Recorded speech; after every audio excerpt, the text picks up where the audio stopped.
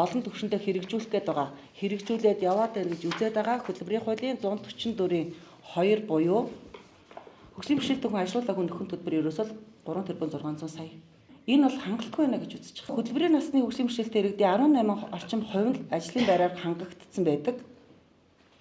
Үлдсэн хүмүүсийн ажлын байраар хангагдаагүй төлөө аж ахуйн нэгжээс энэ сан төвлөрөх мөнгөн дунд өндөр баймаар байна. Хөтөлбөр эрхлэлтийн дэмжих сангийн үйл ажиллагаанд хяналт явах асуудлаар хөгжлийн бэрхшээлтэй иргэний хөтөлбөр эрхлэлтийг дэмжих дэд сангийн үйл ажиллагаа зарцуулалтад хяналт шалгалт хийж хөрөнгийн зарцуулалтыг иргэдэд ил тод нээлттэй мэдээлэх шаардлагатай бол зөрчилтэй этгээдийн хуулийн хяналтын байгууллага шийдвэрлэх шалгуулах ажлыг зохион байгуулъя.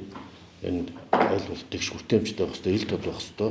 Хөтөлбөр эрхлэлтийг дэмжих сангийн үйл ажиллагаанд хяналт тавьдаг ийм систем механизмыг бий болгоё. Бидний эрхийн асуудал яагаад баталгаач бүрэн дүүрэн нийгмийн амьдралд оролцож чадахгүй байна гэж судлаад явхаар эрх зүйн хувьд бол хэрэгжүүлэгч гэдэг бол үнэхээр жижигхэн статус юм байна. Тэгээд энийг тохируулж болгочвол энэ хуулийнхаа үр шимийг Монгол улсын хөгжлийн бэрхшээлтэй иргэн бүр хүртэх боломжтой маа гэж үзээд хамгийн чухал асуудал гэдэг эрхийн өдрөөр бид нар энэ асуудлыг тавьж байна. Хэрэгжүүлэгч биш, тохируулагч агентлаг болсон давуу тал нь бол хүндээ хурд ажиллах боломжтой, орон нутаг руугаа хурж ажиллах боломжтой зохицуулдаг хийдэг байх төвчнийх болгож өгөөч гэсэн хүсэлтийг уламжилж байгаа шүү. Эрхийн газрыг тохируулагч агентлах болох асуудлыг Маргааш засгийн газар болоомж шийдэх за. Гэхдээ бүх талын оролцоотой хэлцүүлэг зохион байгуулж санал боловсруулж танилцуулах.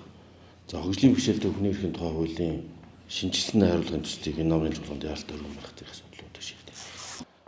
Манай хөгжлийн бэрхшээлтэй хүмүүс яг орон сууцны тал дээр айгүй хэцүү байдаг. Одоо айлд айгүйх байна. Ах дүү нартай хөөгдөж байгаа, хүчирхийл төртөж байгаа.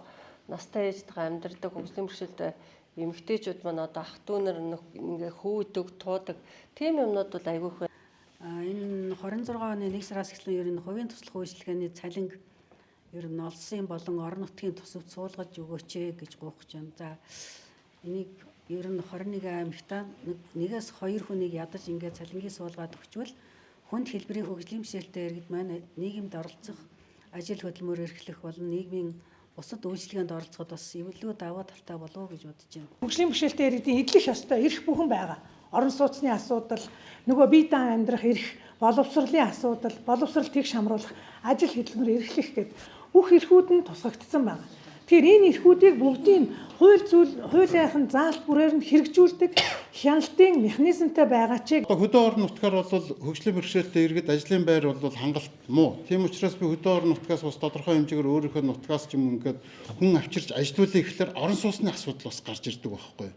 Яг тэгэхээр бидний өгж байгаа нөгөө сая гаруйхан төгрөгийн цалин маань дийлэнх нь нөгөө юундаа орчиж байгаа байхгүй.